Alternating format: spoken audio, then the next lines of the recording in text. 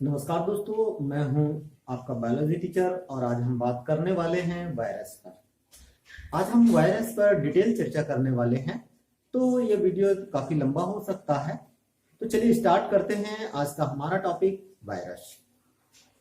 दोस्तों, जैसा कि आप लोगों को मालूम है कि वायरस न्यूक्लियोप्रोटीन से बनी हुई पहली जीव सदृश संरचना थी, अर्थात इस पृथ्वी पर उत्पन्न होने वाली न्यूक्लियोप्रोटीन से बनी हुई पहली संरचना अगर कोई थी तो वह थी वायरस। वायरस को संयोजक कड़ी कहा जाता है सजीव तथा निर्जीव के बीच की, क्योंकि कुछ वैज्ञानिकों का मानना है कि ये सजीव होते हैं जबकि कुछ वैज्ञानिकों का मानना है कि ये निर्जीव होते हैं। इस कारण से वायरस को संयोजक कड़ी कहा जाता है सजीव तथा निर्जीव के बीच की। अगर हम वायरस शब्द की बात करें तो वायरस शब्द वायवम शब्द से उत्पन्न हुआ है, जिसका अर्थ होता है मॉर्बिड पॉइजन या विकृत विष। वायरस प्लांट और एनिमल में अनेक प्रकार के रोगों को उत्पन्न करने का कार्य करते हैं। इस कारण से इस वायरस को विकृत विष के रूप में परिभाषित किया गया है। साथ ही एक बात और ध्यान में रखिए कि वायरस सबसे निम्नतम कोशिकीय संगठन वाले जीव माने जाते हैं, अर्थात कोशिकीय संगठन से निचले स्तर का इन्हें माना जाता है। और यही वजह है कि आर.एच. व्हिटेकर के द्वारा 5 जगत वर्गीकरण में इनको कोई स्थान नहीं दिया गया है। अगर हम बात करें वायरस की खोज की, तो खोज का श्रेय जाता है इवानोवस्की को। वायरस की खोज किसने की है? इवानोवस्की के द्वारा की गई है, जबकि वायरस का अध्ययन जो है वो विषाणु विज्ञान या वायरोलॉजी के अंतर्गत किया जाता है। ध्यान रखिएगा कि विषाणु विज्ञान जो है वो वायरस का अध्ययन करने वाली विज्ञान की एक शाखा है, तथा इस शाखा में काम करने वाले वैज्ञानिकों को वायरोलॉजिस्ट कहा जाता है। क्या कहा जाता है भाई? वायरोलॉजिस्ट कहा जाता है। अगर हम वायरस को परिभाषित करना चाहें तो कैसे करेंगे? कि परिभाषा देखिए कि वायरस न्यूक्लियोप्रोटीन से बने अकोशिकीय, वायरस न्यूक्लियोप्रोटीन से बने अकोशिकीय परासूक्ष्मदर्शी जीव हैं। परासूक्ष्मदर्शी सूक्ष्म जीव हैं जो जीवित कोशिकाओं के अंदर सजीव की तरह, जबकि जीव शरीर के बाहर रासायनिक अणु की तरह व्यवहार करते हैं। ध्यान रखिए, एक बार फिर से परिभाषा देखें कि वायरस न्यूक्लियोप्रोटीन से बने हुए अकोशिकीय परासूक्ष्मदर्शी सूक्ष्म जीव हैं जो जीवित कोशिकाओं के अंदर सजीव की तरह, जबकि कोशिकाओं के बाहर निर्जीव की तरह या रासायनिक अणु की तरह व्यवहार करते हैं। अगर हम सबसे महत्वपूर्ण चीज है हिस्ट्री, इसकी हिस्ट्री को समझें क्योंकि काफी महत्वपूर्ण है और कई प्रश्न इससे आते हैं। तो देखिए, वायरस की खोज का जो सूत्र है 1886 में, वायरस की खोज के सूत्र के रूप में जो है 1886 में एडोल्फ मेयर का प्रयोग रहा है, जब इन्होंने टोबैको मोज़ेक, ध्यान दीजिएगा कि टोबैको मोज़ेक रोग की खोज की तथा रोग कारक को बैक्टीरियम माना। इनसे गलती यह हो गई कि टोबैको मोज़ेक रोग का जो रोग कारक है उसको उन्होंने क्या मान लिया? बैक्टीरिया मान लिया, बैक्टीरियम माना। ठीक है, इसी प्रयोग को सन 1892 में डोमेट्री इवानोवस्की के द्वारा दोहराया गया। डोमेट्री इवानोवस्की के द्वारा इस प्रयोग को दोहराया गया तथा टोबैको मोज़ेक रोग जिस प्लांट में हुआ था उसका एक्सट्रैक्ट प्राप्त किया और उन्होंने माना कि बैक्टीरिया से भी छोटे सूक्ष्म जीव इस रोग को उत्पन्न करते हैं, अर्थात वायरस के अवधारणा को प्रस्तुत करने का जो श्रेय है वो किसको जाता है? डोमेट्री इवानोवस्की को जाता है। वहीं पर अगर देखें आगे हिस्ट्री की बात करें तो सन 1898 में डच वैज्ञानिक बीजेरिंक, यहां पर ध्यान रखिएगा, बीजेरिंक ने इवानोवस्की के प्रयोग को दोहराया और बताया कि रोगग्रस्त पौधे के रस को जीवाणु प्रूफ फिल्टर से छानने के बाद भी फिल्टर की संक्रामकता बनी रहती है और इस स्थिति को उन्होंने नाम दिया contagium vivum fluidum. Contagium vivum fluidum जो नाम है वो किसके द्वारा दिया गया? डच वैज्ञानिक बीजेरिंग के द्वारा। इसके बाद अगर हम बात करें तो पाश्चर तथा अन्य वैज्ञानिकों के द्वारा विरियन शब्द से वायरस शब्द को प्रतिपादित किया गया। अब देखिए, ये जो वायरस शब्द को देने का जो श्रेय है वो किसको जाता है? इवानोवस्की को जाता है। ठीक है, अब यहां पर एक बात ध्यान रखिए कई जगह पे ये विरियन शब्द का इस्तेमाल होता है, कई जगह पे वायवन शब्द का इस्तेमाल होता है। ठीक है, तो केवल अपने को यहाँ पर ध्यान रखना है कि वायरस शब्द की खोज का श्रेय किसे जाता है, इवानोवस्की को जाता है। 1898 में लोफलर तथा फ्रोस्ट, यहाँ पर ध्यान रखिएगा, 1898 में लोफलर तथा फ्रोस्ट ने जानवरों के मुंह तथा पैरों में होने वाले रोगों को जीवाणु रहित छनित्र से उत्पन्न किया। देखिए यहाँ पर कि सन 1898 में लोफलर तथा फ्रोस्ट ने जानवरों के मुंह तथा पैरों में होने वाले रोगों को जीवाणु रहित छनित्र से प्रयोग किया। तो इसका मतलब है जो छनित्र है, छनित्र में भी जो है वो सूक्ष्म जीव उपस्थित होते हैं और वही सूक्ष्म जीव जो है जानवरों में रोग उत्पन्न करने का कार्य करते हैं। इसके बाद सन 1935 में स्टेनले के द्वारा वायरस का क्रिस्टलीकरण किया गया, अर्थात वायरस को क्रिस्टल रूप में प्राप्त किया गया। अगर क्वेश्चन आता है कि वायरस को क्रिस्टल रूप में प्राप्त किसने किया, तो हम कह सकते हैं स्टेनले के द्वारा 1935 में क्रिस्टल के रूप में वायरस को प्राप्त किया गया। वहीं पर 1936 में बाउडेन तथा पीरी, ध्यान रखिएगा कि बाउडेन तथा पीरी ने बताया कि जो वायरस होता है वो वायरस न्यूक्लिक एसिड तथा प्रोटीन के बने होते हैं। वायरस किससे मिलकर बना होता है, न्यूक्लिक एसिड तथा प्रोटीन का बना होता है। जबकि 1938 में डेल ब्रूक ने बताया कि वायरस में म्यूटेशन भी होता है, वायरस में म्यूटेशन भी उत्पन्न होता है। म्यूटेशन क्या भाई, कि जेनेटिक मटेरियल में होने वाला वह परिवर्तन, अचानक होने वाला वह परिवर्तन जो अनुवांशिक होता है, म्यूटेशन कहलाता है। जैसा कि आप लोगों को मालूम होगा वर्तमान में जो कोरोना काल चल रहा है, कोरोना वायरस जो है जनरली जंतुओं में हो रहा है, लेकिन जंतुओं में जो वायरस होता है उसका जेनेटिक मटेरियल डीएनए होता है, जबकि कोरोना वायरस का जो जेनेटिक मटेरियल है वो आरएनए है। ठीक है, ये म्यूटेशन के द्वारा उत्पन्न होने वाला वायरस है। ठीक है, तो 1938 में डेल ब्रूक ने वायरस में म्यूटेशन को बताया कि म्यूटेशन वायरस में होता है। इसके बाद 1948 में, ध्यान रखिएगा कि 1948 में ल्यूरिया ने बताया कि जंतु तथा बैक्टीरियल वायरस, जंतु तथा बैक्टीरिया में पाए जाने वाले जो वायरस है उनका जो न्यूक्लिक मटेरियल है, जेनेटिक मटेरियल है, वो डीएनए के रूप में पाया जाता है, अर्थात डीएनए इनमें जेनेटिक मटेरियल होता है। वहीं 1952 में हर्सी तथा चेज ने बताया कि जो वायरस का जो प्रोटीन है उसके पास संक्रमण की क्षमता नहीं होती है, अर्थात जो प्रोटीन है वो संक्रमण नहीं फैलाता है। ठीक है, इसके बाद 1956 में गियरर तथा सेरम, ध्यान रखिएगा, गियरर तथा सेरम ने बताया कि जो प्लांट वायरस है उसकी संक्रमण क्षमता, प्लांट वायरस की संक्रमण क्षमता या रोग उत्पन्न करने की जो क्षमता है वो आरएनए के कारण होती है, अर्थात प्लांट वायरस में जो जेनेटिक मटेरियल है उसके द्वारा रोग को उत्पन्न किया जाता है। ठीक है, चलिए अब हम देखते हैं वायरस की प्रकृति कैसी है, क्या है भाई इसकी प्रकृति। देखिए, जैसा कि आप लोगों को मैंने बता चुका हूं कि आरएच विटेकर के द्वारा 5 जगत वर्गीकरण जो दिया गया था, उस वर्गीकरण में वायरस को किसी भी प्रकार का स्थान नहीं दिया गया था, क्योंकि कुछ लोग इसको क्या मान रहे हैं, सजीव मान रहे हैं, जबकि कुछ लोग इसको क्या मान रहे हैं, निर्जीव मान रहे हैं। इस कारण से इसको कनेक्टिव लिंक कहा गया। ठीक है, जब कोशिकाओं के अंदर होते हैं तो ये जीवित की तरह व्यवहार करता है, लेकिन कोशिकाओं से बाहर होता है तब ये रासायनिक अणु की तरह व्यवहार करता है। इसी कारण से वायरस को सजीव तथा निर्जीव के बीच की कड़ी कहा जाता है। अगर आप क्यों कहा जाता है इसको जानना है तो मेरा प्रीवियस वीडियो जरूर देखें। मैं इसका जो लिंक है वो अपने डिस्क्रिप्शन बॉक्स में भी दे दूंगा, आप उसे वहां से भी उसे देख सकते हैं। वायरस के क्या क्या लक्षण होते हैं उन लक्षणों पर हम बात कर ले तो सबसे पहला लक्षण कि ये अकोशिकीय अति सूक्ष्म कण के आकार का होता है। ध्यान रखना कि ये कैसा होता है, अकोशिकीय अति सूक्ष्म कण के आकार का होता है। दूसरी बात कि ये केवल जीवित कोशिकाओं के अंदर ही, जीवित कोशिकाओं के अंदर ही ये वृद्धि करते हैं। अगर जीवित कोशिकाओं के बाहर है तब ऐसी अवस्था में क्या हो जाता है, रासायनिक अणु की तरह काम करते हैं।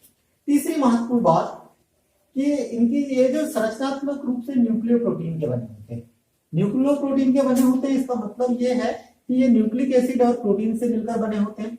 न्यूक्लिक एसिड में डीएनए और दूसरा आरएनए होता है। अगर मान के चलिए एनिमल वायरस है, एनिमल वायरस है तो जेनेटिक मटेरियल किस रूप में होगा, डीएनए के रूप में होगा। लेकिन अगर मान के चलिए प्लांट वायरस है, तब ऐसी अवस्था में जेनेटिक मटेरियल आरएनए के रूप में होता है। जनरली क्या होता है, इनका जो जेनेटिक मटेरियल है, चाहे वो डीएनए हो या आरएनए हो, वो उसके अंदर की ओर होता है, जबकि उसके बाहर की ओर जो है यहाँ प्रोटीन का आवरण पाया जाता है। ये हो गया आपका सबसे बाहर की ओर प्रोटीन का आवरण, और अंदर की ओर या तो ये डीएनए के रूप में होगा या फिर कैसा होगा, आरएनए के रूप में पाया जाता है। ठीक है, तो इसके बाद एक और लक्षण देखिए, इनमें कोशिकाओं का अभाव होता है। चाहे वो प्रोकैरियोटिक कोशिका या यूकैरियोटिक कोशिकाओं के समान जो कोशिकांग उनमें पाए जाते हैं, इनमें इसका अभाव होता है।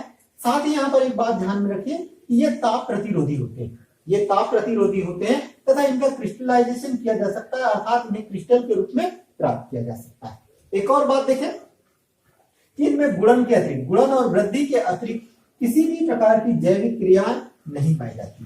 ठीक है, वृद्धि और गुणन के अतिरिक्त किसी भी प्रकार की जैविक क्रिया नहीं पाई जाती, और ये भी जैविक क्रियाएं कहां पे होती है, केवल सजीव कोशिका के अंदर। ठीक है भाई, इनमें ट्रांसमिशन या संक्रामकता जो है वो न्यूक्लिक एसिड के कारण होती है। ठीक है, न्यूक्लिक एसिड के कारण, चाहे वो डीएनए हो या आरएनए के हो, उनके कारण इनमें संक्रामकता पाई जाती है। साथ ही यहाँ पर देखिए एक और कैरेक्टर कि पौधों में इनका जो संचरण है, पौधों में इनका जो संचरण है वो फ्लोएम के माध्यम से, ये बहुत इंपॉर्टेंट क्वेश्चन है कि पौधों में इनका संचरण फ्लोएम के माध्यम से, जबकि जंतुओं में इनका संचरण जो है वो रक्त के माध्यम से होता है। वहीं पर एक और लक्षण की बात करें कि इनमें एंजाइम प्रणाली का अभाव होता है। इनमें कौन सी प्रणाली का अभाव होता है, एंजाइम प्रणाली का अभाव होता है। एक महत्वपूर्ण बात ये कि इनमें पोषक विशिष्टता पाई जाती है, और पोषक विशिष्टता पाए जाने के कारण एक विशिष्ट पोषक पर ही ये आक्रमण करते हैं। सेकंड साइज की बात करते हैं, तो अगर हम इसके आकार एवं आमाप की बात करें तो इसमें बहुत ज्यादा वेरिएशन पाया जाता है, विशिष्टता पाया जाता है। ये रॉड शेप में हो सकते हैं, छड़ के आकार के हो सकते हैं, या फिर हो सकता है घनाकार हो सकते हैं, या टेडपोल के आकार के हो सकते हैं। अगर ये रॉड शेप है तो जैसे कि टीएमयू, इन्फ्लुएंजा वायरस इसके एग्जांपल है। वहीं पर अगर ये घनाकार होते हैं तो जैसे कि हर्पीज वायरस या एडिनो वायरस। वहीं पर अगर ये टेडपोल के आकार के हैं तो जैसे बैक्टीरियोफेज। अगर आप यहाँ पर एग्जांपल देखें तो यहाँ पर ये अलग अलग आकार के जो हैं वो वायरस यहाँ पर शो हो रहे हैं। जैसे अगर आप देखें तो यहाँ पर ये हर्पीज वायरस, ठीक है, ये हर्पीज वायरस कैसा है भाई, ये क्यूबाइड है, घनाकार के आकार का है। वहीं पर अगर हम बात करें तो टीएमई टोबैको मोज़ेक वायरस, ये जो कैसा है, ये है रॉड शेप्ड है। वहीं पर अल्फा मोज़ेक वायरस, ये भी रॉड शेप्ड वायरस के रूप में दिखाई दे रहा है। वहीं पर टेडपोल लार्वा के रूप में ये कौन है, बैक्टीरियोफेज वायरस है। अगर हम इनके साइज की बात करें तो साइज की बात करें तो चूंकि ये अल्ट्रा माइक्रोस्कोपिक होते हैं, बहुत ही सूक्ष्म जीव होते हैं, तो सबसे छोटा जो स्मॉलेस्ट वायरस होता है वो लगभग 10 nm का होता है, जो मवेशियों में फूट एंड माउथ डिसीज को उत्पन्न करता है। अर्थात फूट एंड माउथ वायरस जो है सबसे छोटा वायरस माना जाता है। वहीं पर सबसे बड़े वायरस की बात करें तो सबसे बड़ा वायरस जो है वो टीएमई का होता है, टोबैको मोज़ेक वायरस होता है, जो लगभग 15 into 13 nm का होता है, 15 × 30 nm का होता है। वायरस की संरचना की, विषाणु की संरचना की, एक संपूर्ण वायरस जो है वो विरियन कहलाता है। क्या कहलाता है, विरियन कहलाता है। अगर हम एक वायरस की संरचना देखें तो उसमें मुख्य रूप से 3 भाग होते हैं। सबसे बाहर की ओर पाया जाने वाला आवरण, अंदर की ओर पाया जाने वाला प्रोटीन का भाग कैप्सिड, ठीक है, और कैप्सिड से अंदर की ओर पाया जाने वाला जेनेटिक मटेरियल जिसको कि न्यूक्लियोइड कहा जाता है। अगर आप इसकी संरचना देखें तो सबसे पहली चीज तो हम देखते हैं कि वायरस के अंदर की ओर एक जेनेटिक मटेरियल होता है, और ये जेनेटिक मटेरियल जो है वो किस रूप में हो सकता है, या तो डीएनए के रूप में हो सकता है या आरएनए के रूप में हो सकता है। और इस जेनेटिक मटेरियल वाला जो भाग है, इस भाग को न्यूक्लियोइड कहा जाता है, और यही न्यूक्लियोइड वाला जो भाग है वायरस का संक्रामक भाग होता है। ठीक है, इस न्यूक्लियोइड के चारों ओर प्रोटीन से बना हुआ एक आवरण पाया जाता है, और इस आवरण को जो है वो कैप्सिड कहा जाता है। ठीक है। जेनेटिक मटेरियल के चारों ओर क्या होता है, प्रोटीन का बनी हुई संरचना पाई जाती है जिसको कि कैप्सिड कहा जाता है। और ये जो कैप्सिड है अनेक किसकी बनी है भाई, कैप्सिड प्रोटीन की बनी है, और ये जो प्रोटीन की अनेक सब यूनिट्स की बनी होती है। तो ये जो प्रत्येक जो सब यूनिट्स है जिसको कि कैप्सोमियर कहा जाता है, ठीक है, कैप्सोमियर कहा जाता है। प्रत्येक जो वायरस है उस वायरस में कैप्सोमियर की जो संख्या है अलग अलग होता है। यहाँ पर ध्यान में रखना है कि कैप्सिड और जो कैप्सोमियर है ये संक्रामक नहीं होता है, ठीक है। अब यहाँ पर एक बात और ध्यान में रखिए कि जैसे टीएमई में कैप्सोमियर की संख्या लगभग 2130 होती है। वहीं देखिए अब इस स्ट्रक्चर पर अगर आप ध्यान दें तो ये क्या हो गया, ये अंदर वाला भाग हो गया, और इस अंदर वाले भाग के चारों ओर क्या पाया जा रहा है, एक प्रोटीन का बना हुआ आवरण पाया जाता है जिसको हम इनवेलैप कहते हैं, ठीक है। तो ये जो संरचना आप देख रहे हैं ये संरचना किसकी है भाई, टीएमए की संरचना है। आप चाहो तो इसको इस तरह से आप बना सकते हैं।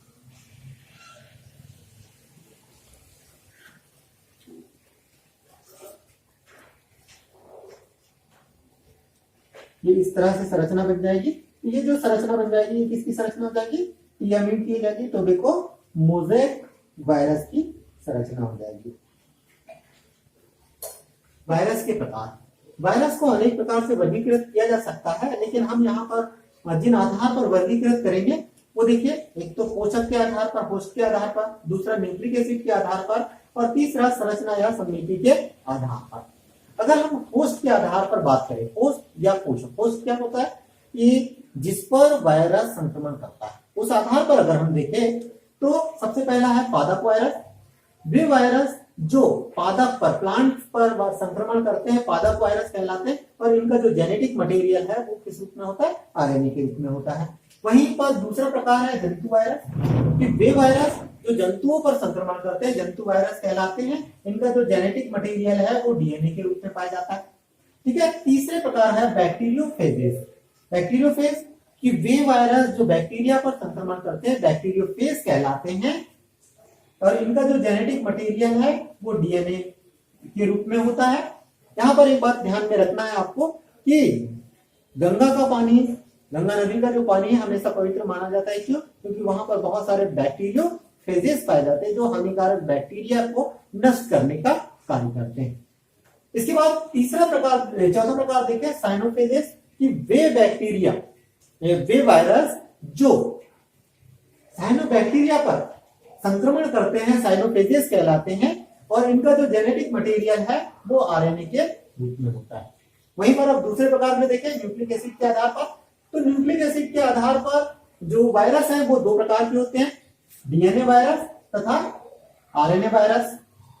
वे वायरस जिनका जेनेटिक मटेरियल डीएनए होता है डीएनए वायरस कहलाते हैं, जबकि जिनका जेनेटिक मटेरियल आरएनए के रूप में होता है आरएनए वायरस कहलाते हैं। जैसे अगर आप देखें तो जंतु वायरस तथा बैक्टीरियोफेज जो है वो डीएनए वायरस है, वहीं पर पादप वायरस तथा जो साइनोफेजेस हैं वो आरएनए वायरस हैं। अब बात करते हैं संरचना या समिति के आधार पर। संरचना या समिति के आधार पर इनको तीन भागों में बांटा जा सकता है। सबसे पहला है हेलिकल वायरस, कि वे वायरस जिनकी संरचना दृढ़ या लचीले रॉड के समान होती है। वे वायरस जिनकी संरचना दृढ़ या लचीले रॉड से होती है, छड़ के आकार की होती है, हेलिकल वायरस कहलाते हैं। जैसे कि tobacco mosaic virus, potato mosaic virus, M3 bacteriophage आदि। वहीं पर दूसरा जो प्रकार है वो है आइसोहेड्रल या स्फेरिकल। ऐसे वायरस जो बहुभुजीय या गोल संरचना वाले होते हैं आइसोहेड्रल या स्फेरिकल वायरस कहलाते हैं, जैसे कि पोलियो वायरस या एडिनो वायरस। इसके अलावा तीसरा प्रकार है इसी का बाइनल या जटिल विषाणु। वही जब हेलिकल वायरस और आइसोहेड्रल वायरस दोनों की संरचनाएं एक ही वायरस में आ जाती है, तब इस प्रकार का जो वायरस है वो बाइनल या जटिल वायरस कहलाता है, कॉम्प्लेक्स वायरस कहलाता है, जैसे कि बैक्टीरियोफेजेस। चलिए अब हम जानते हैं वायरस का संक्रमण किस प्रकार से होता है, वायरस ट्रांसमिशन कैसे होता है। तो सबसे पहले रोग वाहकों के द्वारा।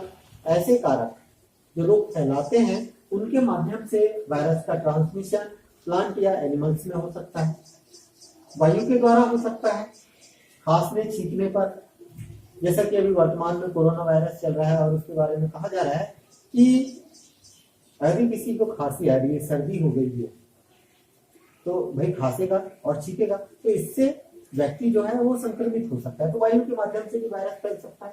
तीसरा, यदि किसी के संक्रमित वस्त्र, उपकरण या सिरिंज आदि के द्वारा भी इसका संक्रमण हो सकता है। वहीं पर यदि हम किसी व्यक्ति के या कोई जंतु किसी दूसरे जंतु के संपर्क में आता है तो सीधे संपर्क द्वारा भी इसका ट्रांसमिशन हो सकता है। कुछ वायरस ऐसे हैं जो लैंगिक संपर्क के द्वारा फैलते हैं, जैसे एड्स का वायरस। ठीक है, एड्स वायरस जो है वो सेक्सुअल ट्रांसमिशन के द्वारा फैलता है। वहीं पर कुछ वायरस जो है वो रोपण, बीज एवं उपकरण के द्वारा फैलते हैं, स्पेशली हम प्लांट वायरस की बात कर रहे हैं। इसके अलावा दूषित जल, मृदा के द्वारा भी ये फैलते हैं। वहीं पर कुछ अन्य कारणों के माध्यम से भी ये फैलते हैं। अब वायरस का रिप्रोडक्शन किस प्रकार से होता है इस पर हम बात करते हैं। रिप्रोडक्शन से तात्पर्य क्या है कि वह प्रक्रिया जिसमें कोई जीव अपने ही समान जीवों को उत्पन्न करता है, रिप्रोडक्शन कहलाता है। अगर हम वायरस की बात करें तो वायरस तो अकोशिकी होता है, कोई जीव है नहीं, है ना, तो रिप्रोडक्शन कैसे करेगा, स्वयं रिप्रोडक्शन नहीं हो सकता। इस कारण से जब ये होस्ट शरीर के अंदर जाता है तो होस्ट शरीर के जो डीएनए होता है, जेनेटिक मटेरियल होता है, उसके साथ ये रेप्लिकेशन करता है। ठीक है, तो देखें कि वायरस का न्यूक्लिक एसिड होस्ट कोशिका के अंदर जेनेटिक रेप्लिकेशन की प्रक्रियाओं का यूज करके स्वयं की संख्या में वृद्धि रेप्लिकेशन की प्रक्रिया द्वारा करता है, जिसे प्रजनन या गुणन कहते हैं। अर्थात सिंपल सी बात है कि जब किसी होस्ट के अंदर जाता है तो होस्ट का जो जेनेटिक मटेरियल है वो जिस प्रकार से डुप्लीकेशन करता है, रेप्लिकेशन करता है, ठीक उसी प्रकार से इसका जेनेटिक मटेरियल होस्ट का जेनेटिक मटेरियल के साथ मिलकर वायरस का जेनेटिक मटेरियल जो है वो रेप्लिकेशन करता है, द्विगुणन करता है, अर्थात अपनी संख्या में वृद्धि करती है, और इसे ही प्रजनन या गुणन कहा जा सकता है। Multiplication of genetic material of virus कहा जाता है। ठीक है, ये पूरी की पूरी जो प्रक्रिया है वो निम्न स्टेप में संपन्न होती है। सबसे पहले अधिशोषण या जुड़ना, दूसरा भेदन, तीसरा जैव रासायनिक संश्लेषण, चौथा विषाणु संगठन और पांचवा है विमुक्ति।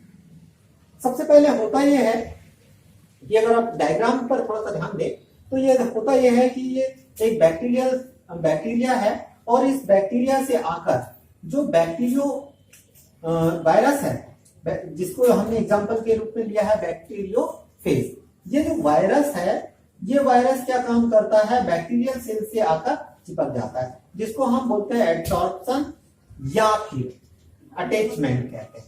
अर्थात बैक्टीरियोफेज का बैक्टीरिया की सतह से आकर जुड़ने की जो क्रिया है वो क्या कहलाती है भाई, अटैचमेंट कहलाती है।